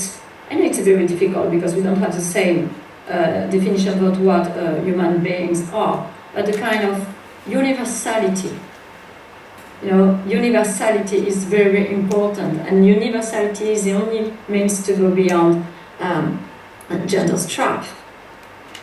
And so, when you enjoy your life, don't ask yourself, oh my God, am I enjoying my life as a woman, as a man, or as a gender free? You really don't mind, you enjoy your life. And when you want to choose maybe when you want to go this way or another way, when you think about building your career path, just think that the sky is the limit. Only the sky is the limit. So perceive yourself as just human being, and make sure that you are being treated like a subject of law. We don't mind if you're a man or a woman. Everything is possible. And you have to enlarge your social amplitude. Because as women, we are suffering from having not the same social amplitude, because we have to reach some social and very cultural expectations. And the way we have been raised, as I said, is very difficult, and education is like a social programming.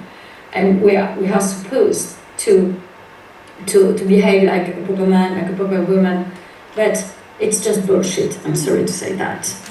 Just try to perceive yourself as human being, you know, and spread golden seeds. I mean, you know, help the people around you to get off these gender traps. So thank you, Naya, for the very important question. I think one of the important line in feminist methodology is the art of getting lost, right? If feminism is about re-questioning, you know, how the world has been shaped by men and such, it's also knowledge production. Everything we know, the ways we know, the ways we learn, the ways we research, it has to be this kind of systematica instead of that kind of such. Those are probably the old ways that will trap us into the same thing again. So getting lost is okay. I would say getting lost is okay. I agree with Gisèle about you know, going with the flow. We are human beings. We are ever evolving. None of us are born gender just. None of us are born a feminist, right? We are in the process of that. We may change into a misogynist one day, knock on wood, not. But, you know, our way of approaching feminism will evolve until the day we die. And we will get lost, and that is okay. I would like to come back to a couple of feminist methodologies. One is pluriversality. There is no single truth in this world. That is what patriarchy, militarism, capitalism, and such want to put into our brain. Pluriversality. What is true for you is of equal value than what is true to François, right? So you need to be in conversation about that. You may lose track and such, but pluriversality, the way we live, may not be the only way to live. And then again, another important methodology is positionality. If you are clear about your position, meaning you constantly check your privilege, right? Yes, I'm a woman, I cannot enjoy life and such, but who are the people out there who enjoy the life even less than us? We come with our privileges. Are we ready to lend those privileges to other people? Because intersectionality, that's a very important methodology, but that alone is not enough. When we want to talk about intersectionality, we talk about like the different oppressions that different people live because of the intersecting identities that they have: race, religion, gender, sexual orientation, disability, and such, right? When you have lots of groups of people, who do you want to center and who do you want to decenter? That takes positionality, right? I think by thinking that there's a lot of communities out there who suffer differently from patriarchy, and we are not afraid of getting lost, then probably the journey would be more joyful. Probably. I cannot guarantee, right? But probably. Thank you, Dr. Diah. Do you like to add something? I think for preventing getting lost, I think you have to like stand up and then demonstrate by yourself. Yeah.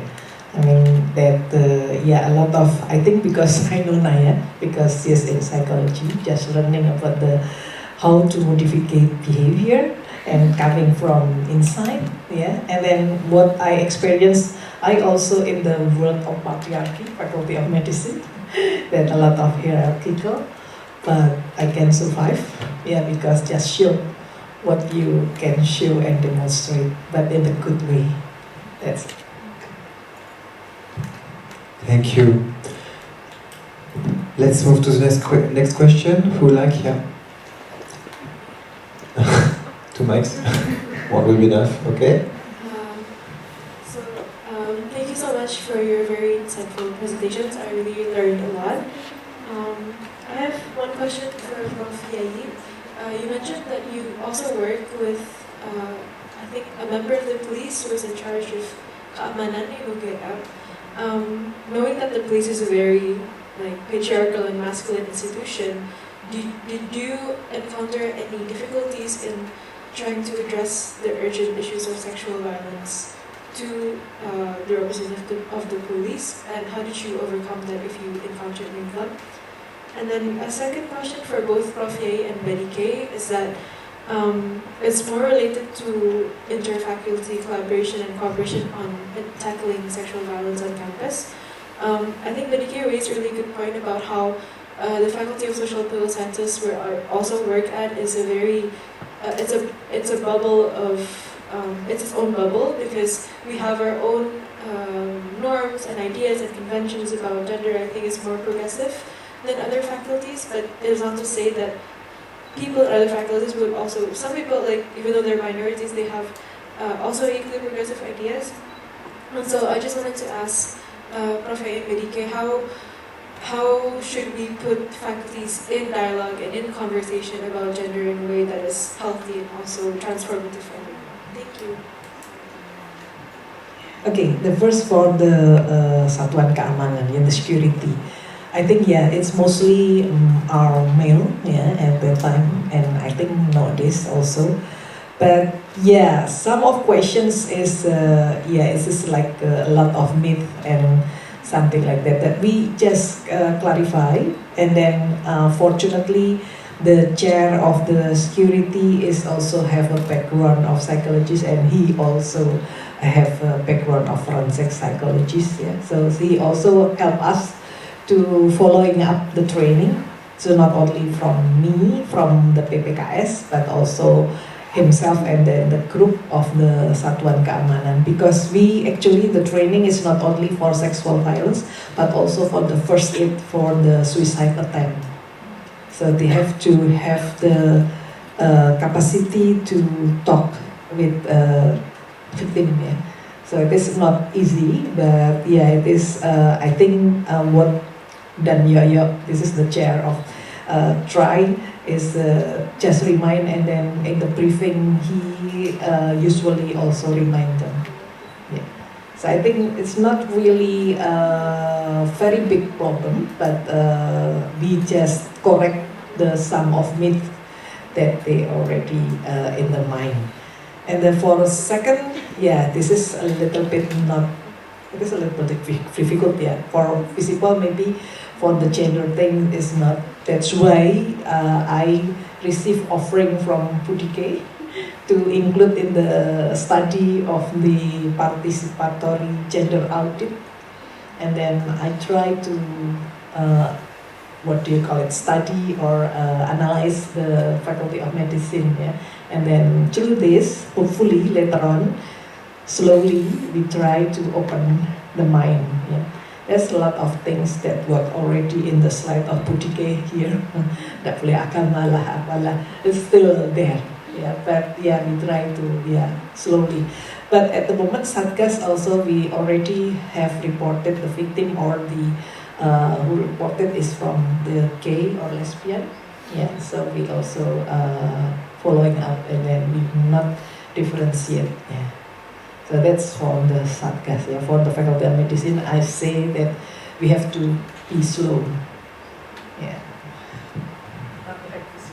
Thank you. Dr. Diah, would like to add something? Yeah.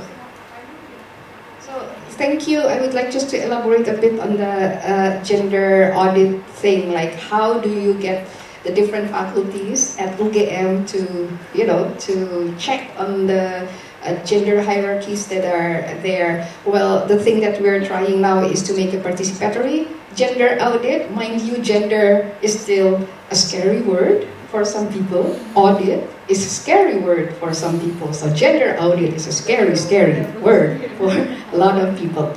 That's why then the emphasis is on the participatory gender audit. So at this moment we're doing it at 4 units at UGM. So FISIPOL, Soskun, and then med school for the Saintek, and then also Ditmawa. So we're doing an audit, participatory gender audit as well at the various UKMs, and also the Gadjah Mada residents. And I think what I want to emphasize is you cannot force change from outside. It needs to be the people within the units who start to realize that their experiences is unjust and they want to change it. So our role, Yayi and my role and our colleagues, is more like activating those lenses so that people start questioning their everyday experiences. That, I think, is good enough. Of course we want more, but like to activate people to think that this is not normal. I think that's already a very good start, because people live beyond campuses. Maybe they can't do anything in campus, but when they become parents, or when they become uncles and aunts, and others, right? Then they can try to, be more gender-wise. Thank you. Thank you, Dr. Diah. A third question? Does anyone have a question to ask?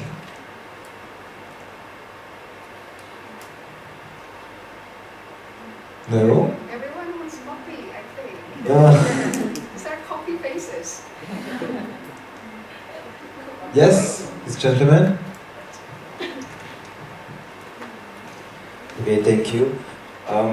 Before that, I'm sorry, I need to translate my question to English because my English not as good babaknya tadi. No worries. Give me. Okay. Yes, you can ask in Bahasa Indonesia. I will translate for Dr. Gisèle. Oke, jadi mungkin bisa kita lihat sudah dalam general gitu ya. bahwa bagaimana kita melihat penggunaan konten yang eksplisit seperti kekerasan seksual, mohon maaf, dan dalam film itu ya yang mengklaim mendukung perempuan. Nah di sini dengan pendekatan yang seperti ini itu apakah benar-benar memberdayakan atau justru berisiko menimbulkan seperti objektifikasi atau retraumatisasi dan segala macam. Karena dari saya sendiri sebagai pecinta dan juga pelaku film dan seni lainnya bingung untuk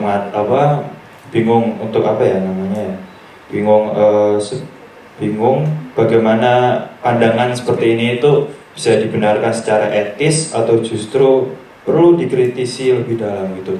Karena jujur saya sendiri dan juga beberapa teman saya, mereka juga perempuan. Kami ingin membuat kami ingin membuat sebuah seni, mungkin dari film juga yang bisa membuka luas pandangan lebih tentang feminisme dan segala macam.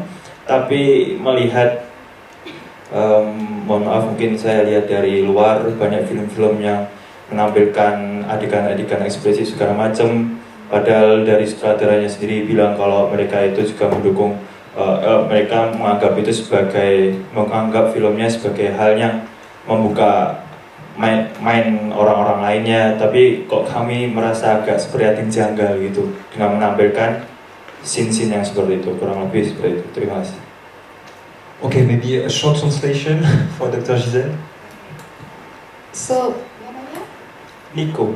So Nico asked, there's a lot of explicit contents, right? And by explicit we mean sexual content. Sometimes it has contents on sexual violence and such. So as a filmmaker, he would like to be a male ally, underlining, that these things happen, but he is unsure about the way in doing so. That is not objectifying women, that is not exploitative of women, that is not actually teaching more people, oh, this is another way or an interesting way to do sexual violence and such. So like, how do we depict the things that we want to dismantle without actually encouraging others to do that? I hope that serves justice to your question. Yes, thank you very much.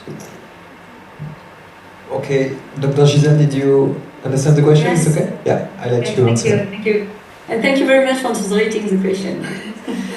I think it's very important because we can, when we want to bring about positive changes within this society at a more general level, we cannot reach social justice with only one gender. Okay, it's very important to build effective alliance strategies. So, and this reason why I was stressing the fact that we really need to build up a kind of positive pedagogy, and we need to renew with a new gender dialogue. And when I say the new gender dialogue, I mean that we need to create a free space, free from all these, gender stereotypes, where women and men can start a new kind of conversation. And don't be afraid to be an ally, just because we need ally, whether men or women. We need everyone to be involved. It's a new gender dialogue. I mean, new means to bring about positive changes and to change our society. It's very important. So it's something that you can just talk about. What you have in mind, what you have in your heart, to be genuine, to be sincere, to be genuine, to be not to justify yourself, just to share your ideas and your thoughts with the women, and that you can even say, we call it, you can even share your personal stories, meaning that men are suffering from male gender stereotypes. And about men are suffering about from the violence from other men as well. So I think it's very very important to raise your voice and to build bridges between women and men, because women and men both are suffering from these gender stereotypes, this gender violence. Not only the women, okay, and this is something that this is a point that we just stressed out. So don't be afraid of that. And you are talking about don't be afraid to get class, to be last, or to be in this new conversation. This is very important, and we really need to build new transversal networks, gathering men and women. You know, it's very important to be, because there is a power in numbers. There is a power in numbers, and this is very important, because when we want to bring about this kind of changes, and this is we need to consider two levels, collective level and individual level. This is my answer. Okay, thank you very much, Dr. Gisèle. Dr. Diah? I think it's a very important question. I agree that we need men allies. I think I have 4 concrete recommendations. So number 1, consent. You know, in making the movie, you need to have consent from those whose stories you are telling. And also you need to have consent from the people watching it. So you have a viewer discretion. This would have scenes of sexual violence and such and such. Trigger warning, you know, things like that. So number 1, consent. Number 2, it's important to make sure you avoid male gaze, which means you need to have a lot of women in your team, not just as trophy, filmmakers, but to meaningfully co-create that movie, to put in meaningful consultations and such. Number 3, you need to make a disclaimer. I don't know, maybe in your blog, maybe in your, if you promote your film, usually there are some interviews or there are some captions in such, you make a disclaimer. Yes, I did this with the best of my ability to avoid male gaze, to this, to that, to give people the trigger warning and such, yet I may have some biases, I may have some blind spot. I'm eager to learn, and then open some space for critique, which can be, which it's like people criticize you, oh thank you, no, but that would be something that you take for your next movie project, or then for editing the movie, or such or such. And lastly, I think you can do some controlled dissemination. So I know some documentary filmmakers, they don't put their movie just out there on YouTube and such, but you would have to actually register, to ask permission to watch that movie. Some movies will only be released in a collective setting, followed by a discussion with some of the filmmakers or some of the survivor community. So you can always, if your intention is to center the experiences of the survivors, then you need to be mindful on how you release the movies, making sure that there is space for the survivors themselves to control the narrative after viewers see the movie. So I hope that helps. 4 steps. Thank you, Dr. Diah. Dr. Yayi would like to say something more? Yeah, maybe based on, because I also working in health promotion, before we are making the film or the video, we need to physician, and then I think involving the who are in this movie before you are made. I mean, start from the draft. Manuscript. Scenario. So you base on the scenario, you already invite them and then review it. Yeah, so the consent is not after the film already made it, but before it, they already involved. Yeah, so that's, I think, make you safer. And I agree that for the consent of everything, and then it depends on which audience that you. The objective of this film goes to the purpose, goes to the which audience. So it depends on that. So maybe it's not directly uploaded that for the general population, but only specific population. Thank you, Dr. Yayi. I think we have time for a very, very last question. Don't be shy. Last question? No regret? Okay. If there's no more question, I think we can conclude this discussion. I would like to thank deeply our three speakers for their kind participation. Dr. Gisèle Szczyglak, désolé. Dr. Yayi, Suryo, Prabandari, and Dr. Diah, Kusumaningrum. Thank you so much for being with us today. And thank a lot to our partners, PPKS UGM, Yayi, and Mas Bagas for making this event possible. And I think we can give a big round of applause to all of them. And for the audience, thank you for your attention, for attending this seminar with us today.